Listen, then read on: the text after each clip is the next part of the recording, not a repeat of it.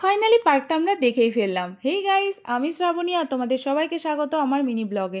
So 13 জানুয়ারি আমরা দুজন চলে গেছিলাম আমাদের দুর্গাপুরের কোমলপুরে যে OHMS অর্গানিক গার্ডেন আছে সেই পার্কে। তো দেখো সকাল সকাল রেডি হয়ে আমরা বেরিয়ে গেছিলাম পার্কে যাওয়ার জন্য। আর ওখানে পৌঁছে দেখলাম যে পার হেড এন্ট্রি ফি আছে 30 রুপিস।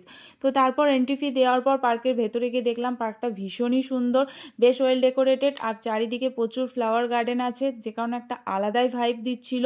তো এখানে ভেতরে প্রচুর অ্যাক্টিভিটি করারও জায়গা আছে বাচ্চাদের, আর একটা ভেতরে ছোট্ট একটা রেস্টুরেন্টও আছে। তো ফ্যামিলি বা পার্টনারের সাথে কোয়ালিটি টাইম স্পেন্ড করার জন্য তো একদমই পারফেক্ট প্লেস। তো আমরা দুজন বেশ একটা কোয়ালিটি টাইম ওখানে স্পেন্ড করেছি। আর তারপর চলে গেছিলাম লাঞ্চ করতে আমাদের দুর্গাপুরের সিটি সেন্টারে যে বনলতা রেস্টুরেন্ট আছে ওখানে।